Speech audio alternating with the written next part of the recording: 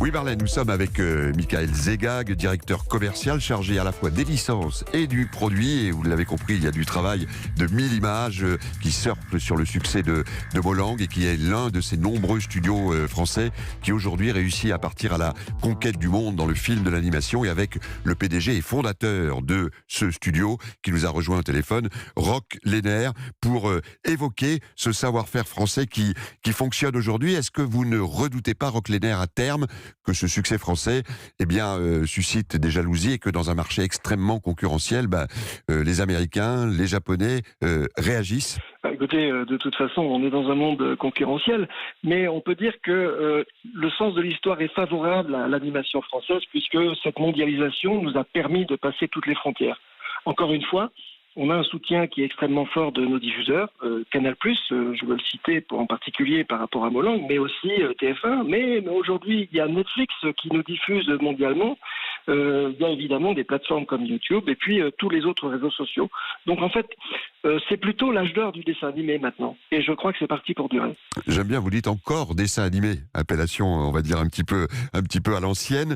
Est-ce que ça veut dire aussi qu'il va falloir demain se développer pour devancer cette concurrence, et on pense notamment à l'arrivée de l'intelligence artificielle dans la création, On a vu des films d'animation, j'allais dire presque artificiellement dessinés et créés. Michael Zegag, vous y travaillez à 1000 images? Oui, nous, à 1000 images, on a fait le pari de la technologie, puisqu'on a, par exemple, investi dans un studio de motion capture, mais on croit aussi à l'expérience de fan, puisque pour Molang, on est aussi revenu à des collaborations plus classiques, puisqu'on sera à l'Aquarium de Paris du 11 janvier au 9 mars, avec un spectacle et aussi quelque chose de vivant et dans le réel.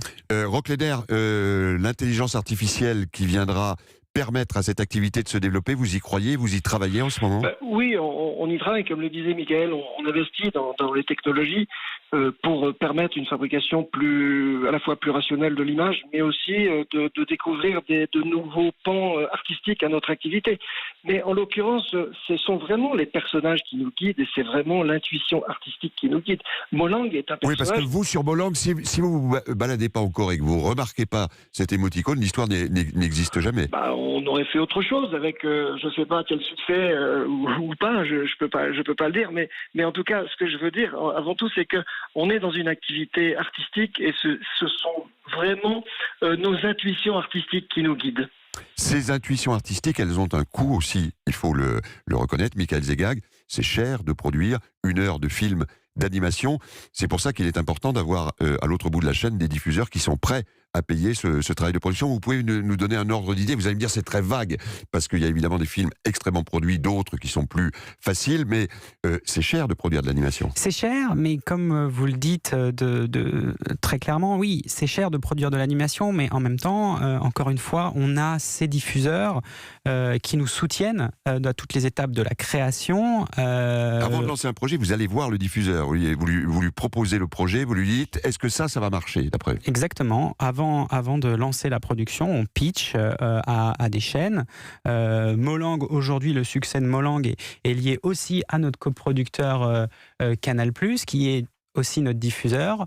C'est important d'avoir ces groupes de médias français qui font le pari d'investir sur des sociétés de production indépendantes, et on espère que ça va continuer. Est-ce que du côté du service public, je pense notamment au cas France 4, vous avez, Roch Lehner, quelque inquiétude pour l'avenir?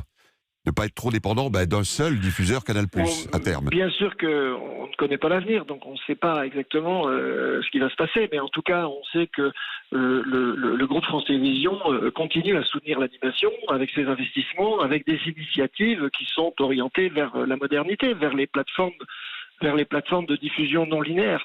Après ça, c'est vrai qu'en tant que producteur d'animation, comme mes autres collègues français, nous regrettons la disparition un peu hâtive de France 4. Oui, qui va évidemment couper un des canaux de diffusion et donc tout à fait logiquement un petit peu assécher le monde de la production s'il y a moins de débouchés.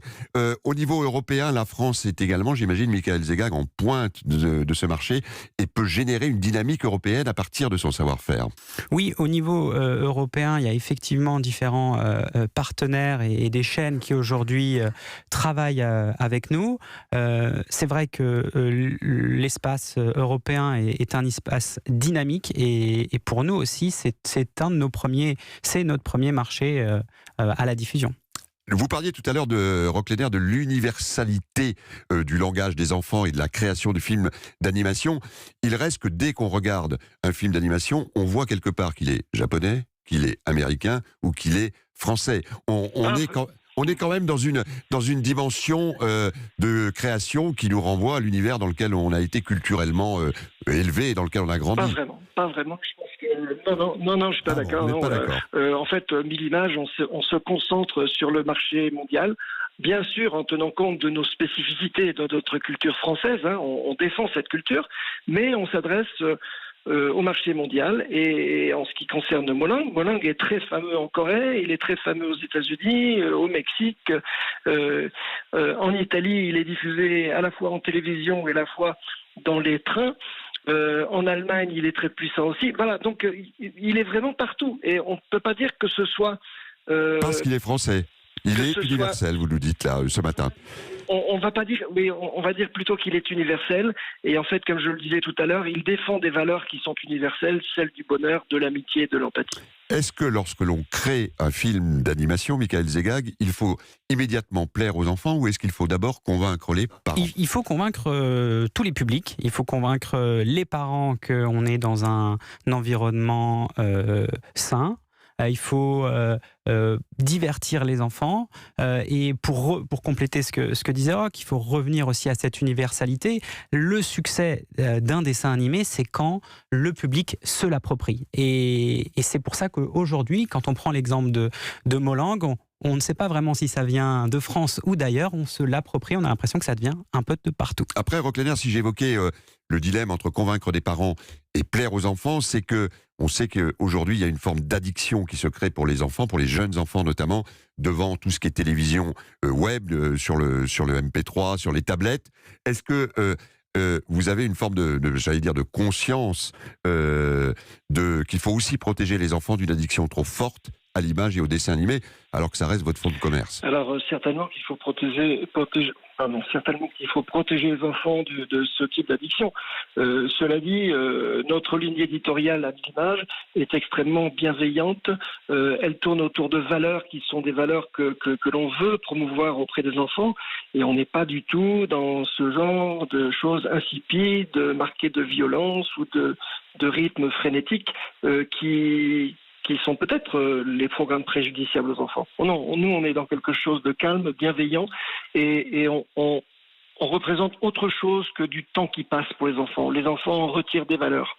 On reçoit beaucoup de courriers électroniques par les plateformes, les réseaux sociaux, de gens, de parents en particulier, qui nous disent « Ah, c'est tellement bien d'avoir un programme qui apprend à nos enfants à être heureux ».